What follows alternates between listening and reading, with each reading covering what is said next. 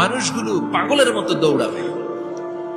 কেউ থাকবে টয়লেটে, কেউ হসপিটালে, কেউ মাজারে, কেউ বাজারে, যে যেখানে থাক শুরু হয়ে যাবে কিয়ামতের এই ভয়াবহ দৃশ্য। দুধের বাচ্চাকে রেখে দিয়ে মা দৌড়ে পালাবে। দুধের বাচ্চা রেখে মা কোথাও যায়? কলিজার টুকরা এটা, দুধের বাচ্চা, এটারে ফেলে মা কোথাও যায় না। কিন্তু কিয়ামতের এই ঝাঁকুনির দৃশ্য দেখে আল কারিয়া মাল ওমা আদরাকা মাল, এই দৃশ্য দেখে দুধের বাচ্চারে রেখে মা দিবে দৌড়। অনেক গর্ভবতী মহিলা থাকবে এই কিয়ামতের সময়, যাদের পেটের ভেতরে 2 মাসের বাচ্চা, 3 মাসের বাচ্চা, অপরিপক্ক অপরিণত, বাচ্চাটা এখনো বড় হয় নাই, কোন বাচ্চার হাত পা এখনো হয় নাই। কিয়ামতের এই ভয়ঙ্কর দৃশ্যটা দেখে জায়গার মধ্যে 3 মাসের অপরিণত বাচ্চাটা ডেলিভারি হয়ে যাবে। আল কারিয়া মাল কারিয়া ওমা আদরাকা মাল।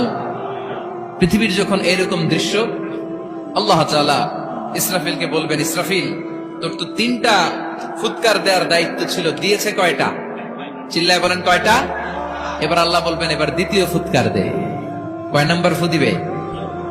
ওই ফু দেওয়ার সাথে সাথে ইসরাফিল প্রথম ফুৎকার দিয়ে জায়গা মতো এরকমই দাঁড়ায় থাকবে। আবার যখন গ্রিন সিগন্যাল পাবে মুহূর্তের মধ্যে আরেকটা ফু দিয়ে দিবে। ফু দেওয়ার সাথে সাথে পৃথিবীর সব মানুষগুলো মরে শেষ।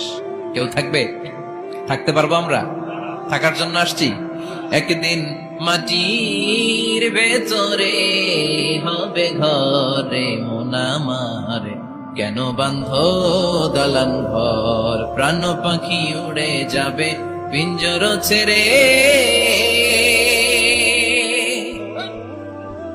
ধরা ধামে সবই রবে তুমি যাবে চলে, বন্ধু বান্ধব যত মাতা পিতা দ্বারা সুত সবই হবে তোমার পরে মন আমার, কেন বান্ধ দালান ঘর, একদিন মাটির ভেতরে হবে ঘরে মন আমার, কেন বান্ধ দালান ঘর। ঠিক কিনা?